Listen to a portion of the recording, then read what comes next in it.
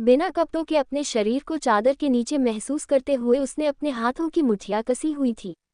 बाहर मौसम बरसात का था। बादलों के गरजने की आवाज उसे सुनाई दे रही थी और वह पूरी तरह से अपना ध्यान खिड़की से बाहर करने की कोशिश कर रही थी। वह आदमी जो इस वक्त उसके ऊपर था, वह उसके स्पर्श को महसूस नहीं करना चाहती थी। वह उसकी गर्म सांसों को अपने कानों में सुन सकती थी, लेकिन वह इस वक्त खुद को पूरी तरह से किसी दूसरी स्थिति में महसूस करना चाहती थी। उसे पता था कि वह जो कर रही है वह पाप है, लेकिन फिर भी वह उस आदमी को रोक नहीं सकती थी जो इस वक्त उसकी गरिमा को बर्बाद कर रहा है। मैंने कभी सोचा नहीं था कि तुम्हारे पास आकर मुझे इतना सुकून मिलेगा। उस आदमी ने अपनी कर्कश आवाज से उसके कानों में ये कहा, और उसकी बात सुनकर उस लड़की ने अपनी आंखें और कस के बंद कर ली। उसके हाथ मुट्ठियों में कस हुई थी और चादर को उसने और कस के अपने हाथों में मजबूती से पकड़ लिया था। उसके चेहरे पर इस समय घृणा और अफसोस साफ नजर आ रहा था। तो वही उस आदमी के चेहरे पर एक डेविल स्माइल थी। जब उस आदमी ने बिस्तर पर लेटी उस लड़की के चेहरे पर वह निराशा देखी तो उसकी मुस्कान और गहरी हो जाती है और वह उसके चेहरे को देखते हुए कहता है, क्या हुआ? तुम्हारे लिए तो ये सब बहुत बड़ा रहा होगा ना। आखिर तुम मर्दों को रिझाने में एक्सपर्ट जो हो, तो अब तो तुम्हारे लिए काम और भी ज्यादा आसान हो गया है। अब तुम्हें बहुत सारे मर्दों को अपनी तरफ अट्रैक्ट नहीं करना है, बस मुझे खुश रखना है। वह आदमी अच्छी तरह से जानता है कि इन शब्दों से उस लड़की को कितनी चोट पहुंचेगी, और हुआ भी कुछ ऐसा ही। उस लड़की की आत्मा पर इन शब्दों का बहुत गहरा प्रभाव पड़ रहा था, लेकिन वह अपने आंसुओं को जब्त किए हुए सब कुछ बर्दाश्त कर रही थी, क्योंकि वह इन शब्दों से खुद को अलग नहीं महसूस कर सकती थी। वह चाह कर भी इन सब से आज़ाद नहीं हो सकती थी। उसके जीवन के 3 साल उसने बार गर्ल बनकर लोगों को अट्रैक्ट करने में और रिझाने में लगाए हैं। उसका काम था मर्दों को अपनी तरफ अट्रैक्ट करना, पर अफसोस अब उसकी जिंदगी में सिर्फ एक ही मर्द है और वह उसे अपनी जिंदगी में नहीं रखना चाहती है। उसके लिए ये जिंदगी मौत के बराबर थी। जब उसे हर पल यह महसूस हो रहा था कि वह क्या पाप कर रही है। न जाने कितनी देर तक वह लड़की रोते हुए उस आदमी के शरीर को अपने ऊपर बर्दाश्त कर रही थी और उसके बर्दाश्त की हर बार इंतहा ही हो रही थी। आखिरकार आदमी उस लड़की के बगल में लेट जाता है और जोरों से सांस लेने लगता है। उस लड़की को थोड़ी राहत मिलती है। उसे ऐसा लगता है जैसे उसके शरीर से जान निकलने ही वाली थी, पर वह इस आदमी के साथ एक बिस्तर पर नहीं सो सकती थी। इसीलिए वह बिस्तर पर बैठ जाती है और ब्लैंकेट को अपने चारों तरफ लपेट लेती है। हालांकि उसके पास ऐसा कुछ भी नहीं था जो उस आदमी ने न देखा हो, लेकिन फिर भी अपनी गरिमा बढ़ाने के लिए वह इतना तो कर ही सकती है। उस आदमी के चेहरे पर एक मक्कारी भरी मुस्कान थी, पर तभी टेबल पर रखा हुआ उसका फ़ोन बजता है। वह स्क्रीन की तरफ देखता है। उस आदमी ने अपने एक हाथ से फ़ोन स्पीकर पर रखा और अपने दूसरे हाथ से वह बेड पर बैठी हुई उस लड़की के शोल्डर पर कोई कलाकृति बना रहा था। बोलो जान, उस आदमी ने जैसे ही यह कहा, सामने से एक लड़की की आवाज़ आती है। अभय, आप कहाँ हैं? बेड पर बैठी हुई लड़की ने जैसे ही यह आवाज़ सुनी, वह उसकी आवाज़ को पहचान जाती है।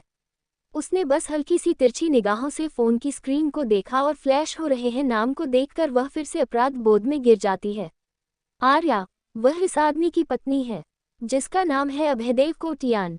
सॉरी जान, मैं तुम्हें बताना भूल गया। एक्चुअली मैं अपने एक बिजनेस डील के लिए बाहर आया हुआ हूँ। यहाँ पर मैंने एक छोटी सी ज़मीन खरीदी है। वहाँ पर थोड़ी सी प्रॉब्लम हो गई थी, बस उसी को सॉल्व करने के लिए मुझे शहर से बाहर आना पड़ा। आर्या ने परेशान होते हुए कहा, जमीन की डीलिंग में प्रॉब्लम हो गई है। अभय, आप ठीक तो है ना? आपको कुछ हुआ तो नहीं है ना? आर्या अपनी चिंता जाहिर करते हुए अभय से कहती है। तो अभय ने तुरंत उससे कहा, नहीं जान, कोई प्रॉब्लम नहीं है। दरअसल मैंने जो जमीन खरीदी है ना, मैं बस उसे एक बार चेक करना चाहता था कि वह ठीक है भी या नहीं। मतलब तुम समझ सकती हो ना कि अगर वह मेरे मतलब की ना हुई तो मैं उसका क्या करूँगा। इसलिए बस मैं एक बार उसे ठीक से जांच रहा था। अभय ने अपने हाथ की उंगलियों को बेड पर बैठी हुई लड़की की पीठ पर चलाते हुए कहा, जैसे कि वह ये बताना चाहता हो कि अभय जिसकी बात कर रहा है वह कोई और नहीं बल्कि यह लड़की ही है। अभय के शब्दों ने बेड पर बैठी हुई उस लड़की के अंदर हीन भावना और ज्यादा पैदा कर दी। उसने अपने घुटनों को अपने सीने से लगा लिया और कसके अपने हाथों को अपने घुटनों से लपेटकर खुद में सिमट कर बैठने लगी। उसे खुद से ही बहुत ज़्यादा नफरत हो रही थी। उसे इस तरीके से इस्तेमाल किया गया है जैसे कि वह एक चीज़ है। पर वह इस बात से भी इनकार नहीं कर सकती है कि यह आदमी जो इस वक्त बिना कपड़ों के उसके साथ है वह उसका मालिक है। ठीक है, अगर आप काम में बिजी हैं तो आप आराम से अपना काम कीजिए, और आपने जो भी खरीदा होगा मुझे यकीन है कि वह आपके काम का ही होगा। सामने से आर्या ने मुस्कुराते हुए अभय से कहा। तो अभय भी हाँ में सर हिलाता है और कहता है, हाँ मेरी जान, ये चीज़ तो मेरे बहुत काम की है। तुम्हें बता नहीं सकता हूँ कि मैं इस चीज़ को पाकर मैं कितना खुश हूँ। ठीक है अभय, अब मैं रखती हूँ, आप सो जाए, आर्या कहती है। तो अभय भी प्यार से उसे गुड नाइट और लव यू बोलता है और फ़ोन रख देता है। फ़ोन रखने के बाद अभय विश के शोल्डर से लेकर उसकी कोहनी तक अपनी उंगलियों को फ्लो कर रहा था। उसने विश के शोल्डर को पकड़ा और उसे खींचकर अपने ऊपर कर लेता है। अभय के सडन रिएक्शन से विश का ब्लैंकेट छूट जाता है और विश अभय के सीने से लग जाती है। अभय उसकी पीठ पर अपने हाथों से पकड़ मजबूत करता है और उसे पूरी तरह से अपनी बाहों में समेट लेता है। विश बहुत मुश्किल से उससे नजरें मिलाते हुए कहती है, आपने अपनी बीवी से झूठ क्यों बोला? अभय के चेहरे पर जो हल्की सी मुस्कान थी वह गायब हो जाती है और वह विश को देखकर सख्त आवाज में कहता है, तुम्हें किसने कहा कि मैंने अपनी बीवी से झूठ बोला है? क्या तुम्हें लगता है कि मैं अपनी बीवी से झूठ बोल सकता हूँ? मैंने उससे कोई झूठ नहीं बोला है और न ही मैंने उससे कोई बात छुपाई है। विश घबराते हुए अभय से कहती है, लेकिन आपने उनसे कहा कि आपने कुछ खरीदा है। हाँ मुझे पता है कि मैंने मेरी बीवी से क्या कहा है, और मैंने उससे झूठ नहीं कहा है। मैंने तुम्हें खरीदा है क्योंकि तुम मेरी चीज़ हो। एक बात याद रखना, मैं तुम्हारा मालिक हूँ और तुम मेरी प्रॉपर्टी हो। आज की रात तो बस शुरुआत है, हमारे बीच ऐसी बहुत सी रातें आएंगे जब मैं तुम्हें ये बताऊंगा कि तुम्हें अपने मालिक को किस तरीके से खुश रखना है। तुम चाहो तो थोड़ी देर आराम कर सकती हो क्योंकि अभी खत्म नहीं हुआ है। ये कहता हुआ अभय उसे बिस्तर पर छोड़कर उठकर बालकनी में चला जाता है। विश का पूरा शरीर दर्द से कराह रहा था, उसकी आंखों से आंसू बह रहे थे और उसे ऐसा लग रहा था कि अब उसके शरीर में जान ही नहीं है। लेकिन उसे पता है कि अभय को इनकार करे इतनी उसकी औकात नहीं है। अभय ने सच ही कहा है, वह उसका मालिक है और मालिक की मर्जी वह अपने सामान का जैसे मर्जी वैसे इस्तेमाल करे। विश बेचैनी से इधर उधर हाथ मारने लगी। दरअसल वह अपना फ़ोन ढूंढ रही थी जो उसे टेबल पर मिल नहीं रहा था, पर तभी उसे तकिए के नीचे अपना फ़ोन मिलता है। वह अपना फ़ोन निकालती है और उसे ऑन करती है। वहाँ पर एक मैसेज पहले से ही मौजूद था जो एक वॉइस मैसेज था। जैसे ही विश ने उस वॉइस मैसेज को प्ले किया, सामने से एक प्यारी सी और नन्ही सी आवाज़ आती है, आई लव यू मम्मा, मैं आपसे बहुत प्यार करती हूँ। विश के फ़ोन पर एक वॉइस मैसेज आया हुआ था जिसमें उसकी 3 साल की बेटी ने उससे कहा था कि लव यू माँ, मैं आपसे बहुत प्यार करती हूँ। विश इस मैसेज को सुनकर इतनी भावुक हो गई थी कि उसके आंसू निकल आए थे। उसने भी अपनी बेटी को वॉइस मैसेज में रिप्लाई करते हुए कहा, लव यू टू बेटा, माँ भी आपसे बहुत प्यार करती है। विश ने अपने आंसू साफ किया और अपनी बेटी की तस्वीर को स्क्रीन पर देखने लगी। उसने स्क्रीन को चूम लिया और फ़ोन को अपने सीने से लगा लिया। उसकी 3 साल की बेटी ट्विंकल, जिसके दिल में छेद है और अपनी उस बीमार बेटी के इलाज के लिए ही खुद के शरीर को किसी के हाथों बेच चुकी है ताकि खुद को बेचकर वह अपनी बेटी की जान बचा सके, और इसी के लिए वह एक शादीशुदा आदमी के साथ सोने का पाप कर रही है। उसके पास और कोई रास्ता नहीं था। ट्विंकल का इलाज होना जरूरी था और पैसों की उसे सख्त जरूरत थी। पैसों के अलावा इस वक्त उसके लिए और कुछ भी जरूरी नहीं था।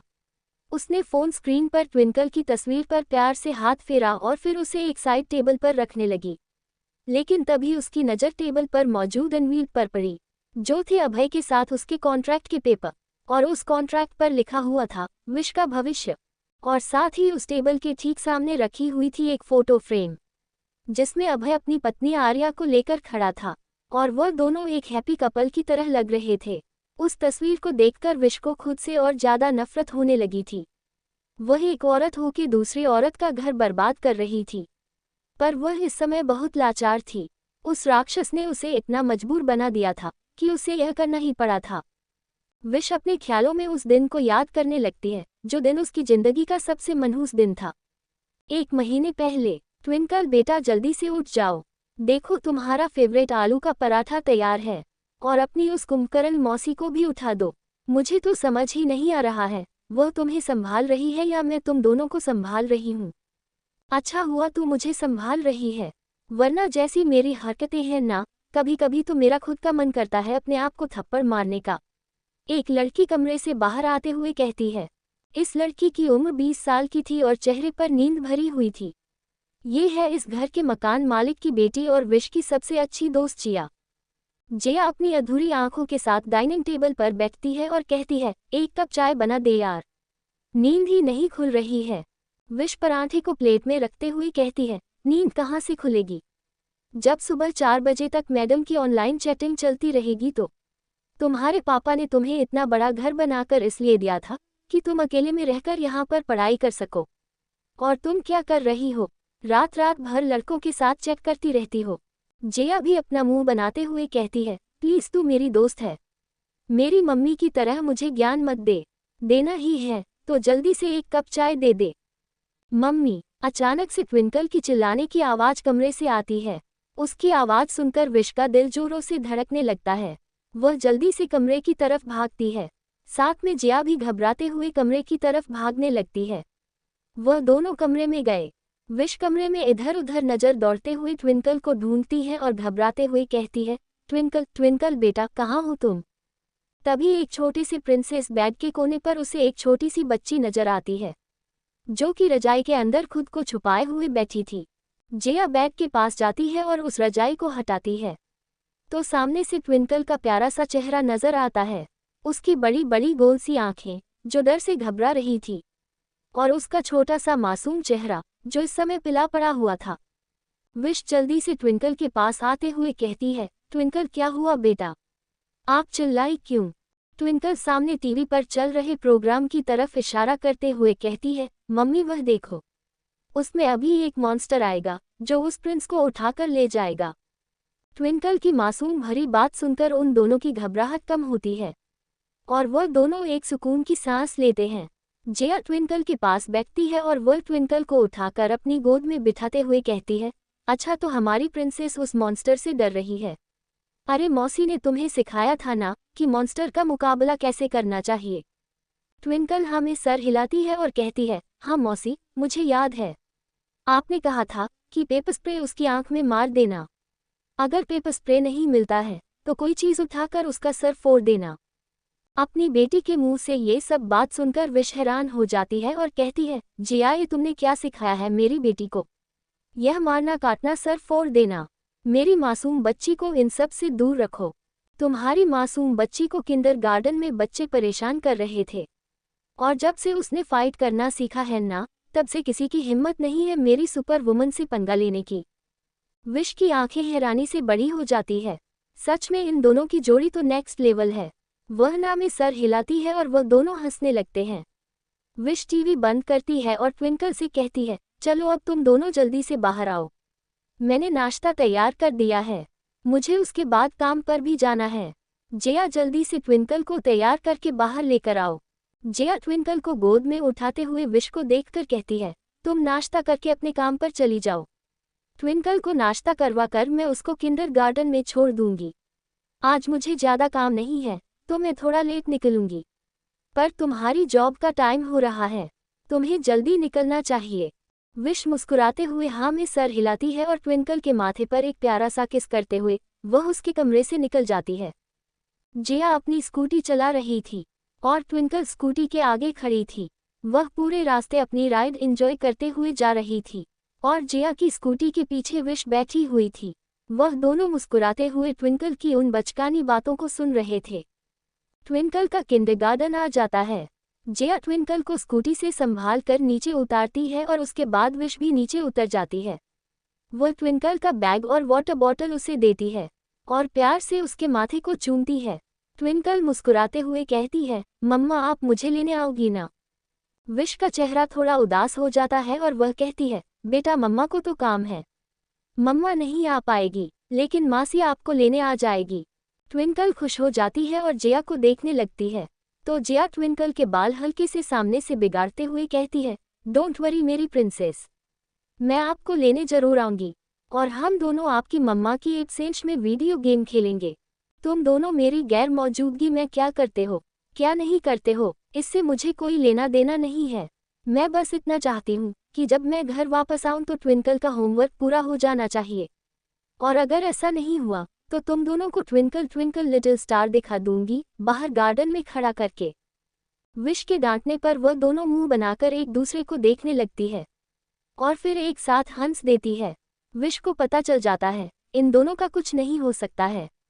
ये दोनों मासी भांजी की जोड़ी विश की बात कभी नहीं मानती। तभी अंदर से 3 बच्चे जो कि शायद ट्विंकल की उम्र के ही थे, वह ट्विंकल को हाथ हिलाकर आवाज देने लगते हैं। ट्विंकल उन्हें देखकर हाथ हिलाता है और कहती है, मम्मा मेरी फ्रेंड्स बुला रहे हैं, मैं जा रही हूँ। मासी आप लेट मत करना और वीडियो गेम में हारने के लिए तैयार रहना। ऐसा कहते हुए ट्विंकल अपने किंडरगार्टन में भाग जाती है और उसे ऐसा जाता देख वह दोनों हंसने लगती है। विश वापस से स्कूटी के पीछे बैठते हुए कहती है, कमाल है, अक्सर बच्चे इस उम्र में स्कूल जाने से रोते हैं।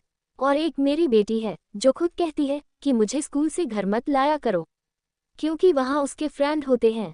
विश एक बड़े से होटल में क्लीनर का काम करती थी, पर उसे अपनी नौकरी से कोई भी परेशानी नहीं थी। वह खुश थी कि उसके पास एक काम है। भले ही वह उस होटल के फर्श को साफ किया करती थी, पर उसके लिए यही मायने रखता था कि इस काम से उसे पैसे मिलते हैं जिससे वह अपनी बेटी की अच्छी परवरिश कर सकती है। और उसके लिए कोई भी काम छोटा या बड़ा नहीं था। इसीलिए जब उसे इतने बड़े होटल में एक क्लीनर की जॉब मिली, वह भी एक अच्छे से सैलरी पैकेज के साथ, तो उसने तुरंत हाँ कह दी क्योंकि उसके लिए यही मायने रखता था कि उसके पास एक नौकरी है। जिया विश को उसके होटल के सामने उतारती है और फिर अपने कॉलेज की तरफ चली जाती है। रोज की तरह विश अपने स्टाफ के पास आती है।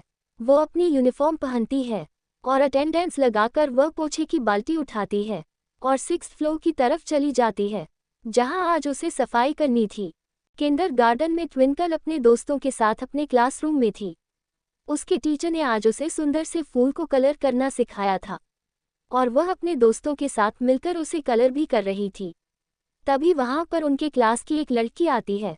आज उसने यूनिफॉर्म नहीं पहनी हुई थी बल्कि घर के कपड़ों में ही आई थी और वह सारे बच्चों को चॉकलेट दे रही थी। सब बच्चों ने उससे चॉकलेट लिए, ट्विंकल ने भी एक चॉकलेट ली। उसके बाद टीचर्स ने उस लड़की को क्लास के सामने खड़ा करके सब बच्चों के साथ हैप्पी बर्थडे सॉन्ग गाने के लिए कहा क्योंकि आज उस लड़की का जन्मदिन था। थोड़ी देर बाद लंच हो जाता है और सारे बच्चे गार्डन एरिया में बैठकर लंच करने लगते हैं। ट्विंकल लंच में आलू के पराठे लेकर आई थी और उसके सारे फ्रेंड्स ने उसके साथ आलू के पराठे खाए थे और उन सबको भी वह पराठे बहुत पसंद आए थे। ट्विंकल ने भी उनका लंच शेयर किया था। ट्विंकल के 3 दोस्त थे, विक्की, जूही और मन्नू।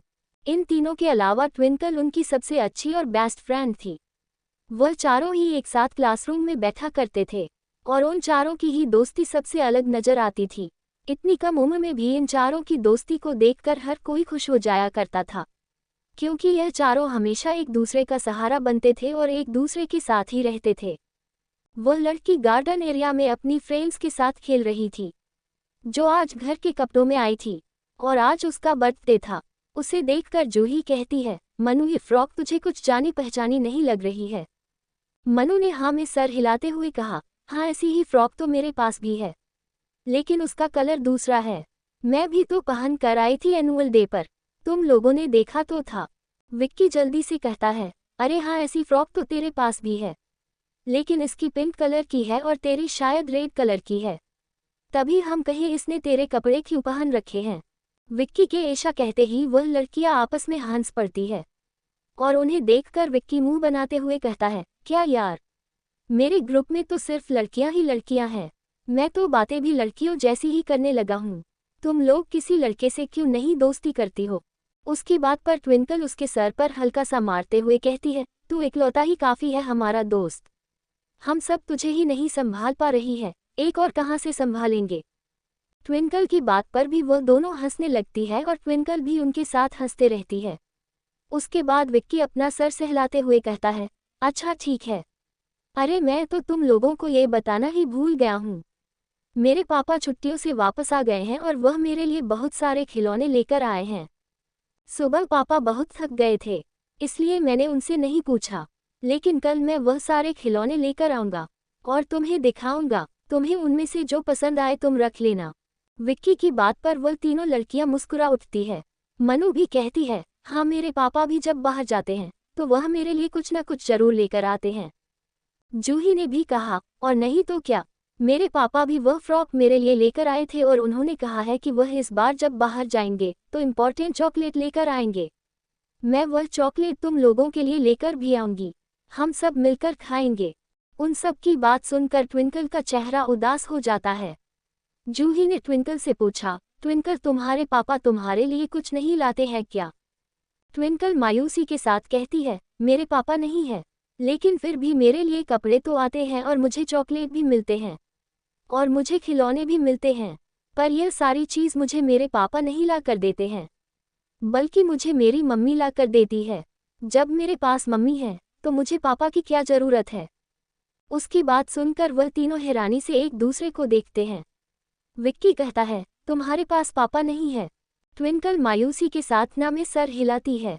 तो विक्की कहता है, तुम्हारे पापा कहीं चले गए हैं क्या, या वो मर गए हैं? ट्विंकल अपने कंधे उचकाती है और कहती है, पता नहीं, मम्मी ने कभी बताया नहीं और ना ही मैंने कभी उनसे पापा के बारे में पूछा। जूही ने जल्दी से कहा, तुमने कभी उनसे पापा के बारे में क्यों नहीं पूछा? पापा तो होने चाहिए ना, हम सब के पास पापा हैं। ट्विंकल कुछ सोचती है और फिर जवाब देती है, पर मैं उनसे पापा के बारे में क्यों पूछूं? मुझे तो कभी पापा की ज़रूरत ही महसूस नहीं हुई। ये सारी चीज़ तो मेरे लिए मेरी मम्मी भी कर देती है, तो फिर मुझे पापा की क्या ज़रूरत है? ट्विंकल की बात पर वह सब हैरानी से एक दूसरे को देखते हैं।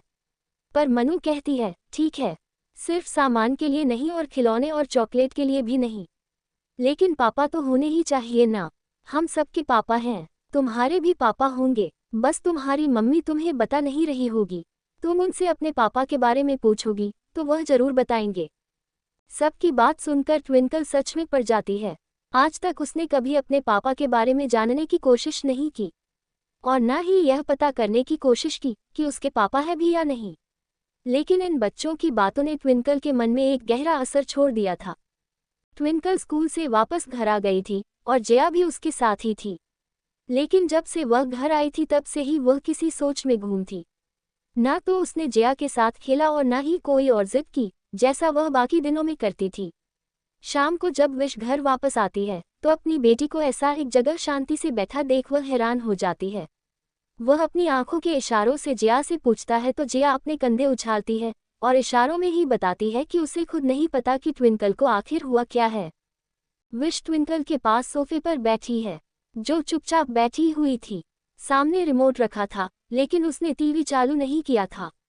ये देखकर वह थोड़ी सी हैरान हो जाती है क्योंकि ट्विंकल हमेशा ही टीवी पर अपना फेवरेट कार्टून देखती रहती है, लेकिन आज वह चुपचाप बैठी हुई है, उसने टीवी की तरफ देखा तक नहीं था। विश हैरानी से ट्विंकल की तरफ देखते हुए कहती है, क्या हुआ ट्विंकल, आप अपना कार्टून नहीं देख रहे हैं और आज शाम को आप खेलने भी नहीं गए? क्या बात है, आपको आपके फ्रेंड्स के साथ झगड़ा हुआ है? ट्विंकल ने उदास चेहरे के साथ ना में सर हिलाया तो विश परेशानी से पूछती है, तो फिर क्या हुआ? क्या तुम्हें कुछ खाना है? क्या कहीं दर्द हो रहा है? क्या तुम्हें चोट लगी है? बताओ मामा को क्या हुआ तुम्हें?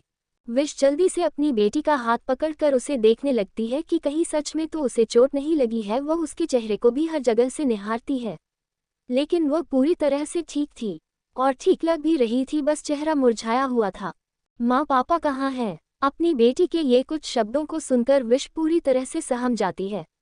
उसके शब्दों ने उसे अंदर तक निचोड़ कर रख दिया था। इससे पहले उसने कभी भी इस बारे में कुछ नहीं पूछा था। उसने कभी भी अपने पिता के बारे में कुछ नहीं कहा था और नहीं उसके बारे में विश से कुछ पूछा था। तो फिर आज क्यों तुम्हें क्या हुआ? मुझे बताओ, तुम अचानक से पापा के बारे में क्यों पूछ रही हो? विश हैरानी से पूछती है। तो ट्विंकल ने विश की तरफ देखते हुए कहा, माँ क्या पापा लिए कोई गिफ्ट लेकर आए हैं? विश जल्दी से अपनी बेटी का हाथ थामते हुए कहती है, क्या हुआ बच्चा, क्या आपको कोई गिफ्ट चाहिए? आपको क्या चाहिए? आप मम्मा को बताओ ना, मैं आपको सब कुछ लाकर दूंगी। तो फिर आपके पापा की क्या ज़रूरत है? मैं हूं ना आपके पास, बताओ आपको क्या चाहिए? ट्विंकल के सवाल ने जिया को भी हैरान कर दिया था। वह भी सोफे पर उनके पास आकर बैठ जाती है और हैरानी से ट्विंकल की बात सुनने लगती है। ट्विंकल ने मासूमियत के साथ इसको देखते हुए कहा, मेरी फ्रेंड है ना जूही, उसके पापा उसके लिए बहुत सारे टॉयज लाते हैं, उसके लिए अच्छे अच्छे ड्रेस लाते हैं, उसके लिए बहुत सारे गिफ्ट लेकर आते हैं और मेरे सारे फ्रेंड्स के पापा उनके लिए कुछ ना कुछ लेकर आते हैं। वह मुझसे पूछ रहे थे कि क्या मेरे पापा भी मेरे लिए गिफ्ट लेकर आते हैं, तो मैं कुछ बोल ही नहीं पाई। अपनी छोटी सी बच्ची का बात सुनकर विश का दिल दुख से भर जाता है। वह उसकी मासूम आंखों में देखने लगती है, जिन आंखों में इस वक्त अपने पिता के बारे में जानने की चाह थी। पर विश उसे क्या बताती उसके पापा के बारे में, जब वह खुद ही नहीं जानती है कि इस छोटी सी बच्ची का बाप कौन है। विश को खुद ही यकीन नहीं होता कि वह एक ऐसी औरत है जिसे खुद ही नहीं पता कि उसके बच्चे का बाप कौन है। ये बस उसके उस दर्दनाक अतीत की एक सच्चाई है, जब वह बार डांसर हुआ करती थी और मजबूरी में लोगों के सामने नाचकर अपना गुजारा किया करती थी। उसका काम था मर्दों को रिझाना ताकि वह अपने लिए और ज़्यादा पैसे कमा सके। विश को याद था कि जब 18 साल की थी तो कैसे अचानक से एक दिन उसकी दुनिया ही पलट जाती है। उसने अभी अभी कॉलेज में एडमिशन ही लिया था और उसे नहीं पता था कि कॉलेज के तौर तरीके कैसे होते हैं, लेकिन एक दिन जब वह कॉलेज से घर आती है तो वह हैरान हो जाती है। घर में जिस इंसान को वह माता पिता कहती थी, वह देखती है कि उसने विश को किसी अमीर आदमी के हाथों बेच दिया है। विश साध्वी का चेहरा तो नहीं देख पाए, लेकिन अपने माता पिता द्वारा बेचे जाने का उसे इतना दुख था कि वह उनका विरोध भी नहीं कर सके। और तब उसे पता चला कि यह लोग उसके असली माता पिता नहीं हैं। ये लोग बस विश को उसकी प्रॉपर्टी के लिए पाल रहे थे। और 18 साल की हो जाने के बाद विश की प्रॉपर्टी को धोखे से उसे ले लिया गया और उसे एक अमीर आदमी के हाथों बेच दिया गया। उस दिन विश दरवाजे से अंदर नहीं जाती है और वहीं से भाग जाती है। वहां से भागकर वह दूसरे शहर चली गई। पता नहीं कौन सी ट्रेन थी और वह कौन से शहर जा रही थी, लेकिन विश गलती से मुंबई शहर पहुंच जाती है। 18 साल की मासूम सी विश जब मुंबई आती है तो गलत हाथों में लग जाती है और गलत लोगों के हाथों को लगी थी। उन्होंने विश को बार डांसर के काम पर लगा दिया था। वह विश को बहुत मारते थे और उसे डांस करके ज़्यादा पैसे कमाने के लिए कहते थे। शुरू में तो उसने इसे करने से मना कर दिया था, लेकिन बाद में जब भूख ने उसकी हिम्मत को तोड़ दिया तो वह इस काम को करने के लिए मान जाती है। 18 साल की मासूम से विश अब 20 साल की हो चुकी थी।